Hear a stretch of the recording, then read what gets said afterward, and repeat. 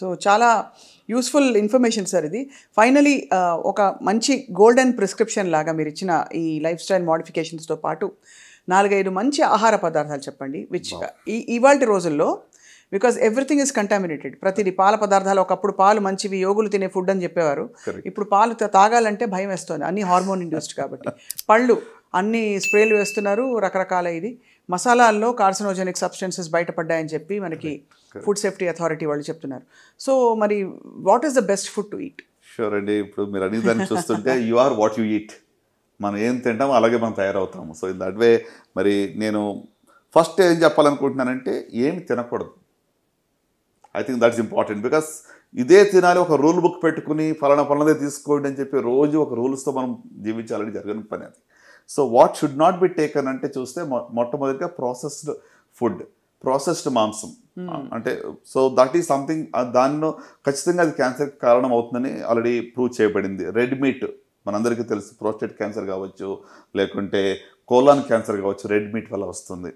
So అలాగనే మనం ఇంకా మరి ఫుడ్లో చూసినట్లయితే ఈ మధ్య మీరు మసాలా గురించి ఆల్రెడీ చెప్పారు, అడల్టరేటెడ్ అంటే కంటామినేటెడ్ ఇట్ ఇస్ బికమ్, అంటే ఎంతవరకు అంటే అది బ్యాన్ కూడా చేయబడింది చెప్పి కూడా మనం విన్నాం. ఇథిలీన్ ఆక్సైడ్ కదా సార్ దానిలో, ఇథిలీన్ ఆక్సైడ్ వల్ల, కరెక్ట్. సో ఇది మాత్రమే కాకుండా మరి రెడ్ మీట్, ప్రాసెస్డ్ మీట్ కావచ్చు. సో ఇవి కాకుండా మిగతా ఫుడ్ ఏది తినకూడదో మనం ఆలోచిస్తే ఐ థింక్ ఫ్రైడ్ ఫుడ్స్ ఎక్కువగా, అంటే మనకి రెడీమేడ్ ఫుడ్స్ ఏదైతే ఫ్రైడ్ విత్ ఆయిలీ ఫుడ్ తింటామో దానివల్ల కూడా డెఫినెట్గా క్యాన్సర్ రిస్క్ అనేది ఎక్కువగా ఉంటుంది. ఇది చాలా కీలక ఇన్ఫర్మేషన్ సార్. ఐ థింక్ వారానికి సగటున 2-3 సార్లు తినేస్తారు ఫ్రైడ్ ఫుడ్. అందరం తింటాం, ఎక్కడో అక్కడ బజ్జీలు, బోండాలు, రోడ్డు మీద.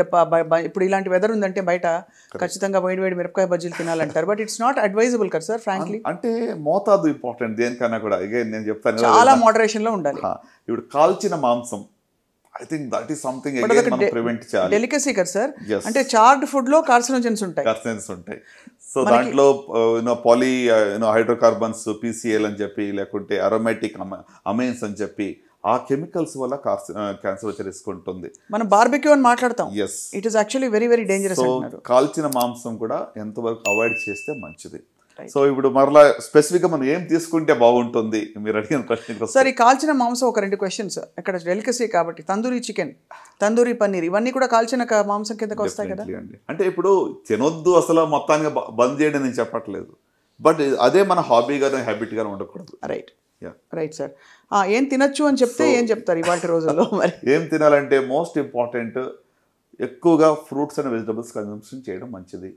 As far as possible vegetarian diet మంచిది, right. Consume lots of fruits and vegetables. Vegetarian diet ఉంటే మంచిది. Consumption of lot of water is good.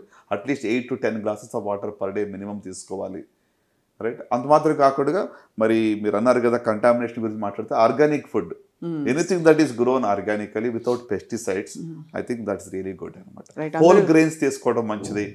Egg is good, fish is good, right. అట్లనే మనకి beans is very good for you.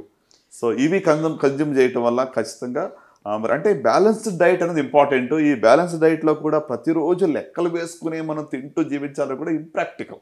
అవును. So అందుకోసము what is risky దాన్ని avoid చేసి మిగతా వాటిని మనము you should enjoy what you eat. Colourful, make your plate very colourful. అది అన్ని రకాల కలర్స్ ఉన్నటువంటి ఫ్రూట్స్ కానీ వెజిటబుల్స్ కానీ మీరు తీసుకోవటం వల్ల really have a good very very useful tips sir. And చాలా అద్భుతంగా చెప్పినందుకు ధన్యవాదాలు సార్ డాక్టర్ చినబాబు సుంకోలి గారు. ఇవాళ ఐ థింక్ మీరు చెప్పిన క్లియర్ పాయింటర్స్ చాలామందికి ఒక దిక్సూచిగా వ్యవహరిస్తాయి. ఖచ్చితంగా లైఫ్ స్టైల్ మోడిఫికేషన్స్ చేసుకోవాల్సిన వాళ్ళు గమనిస్తారని చెప్పి ఆశిస్తున్నాం.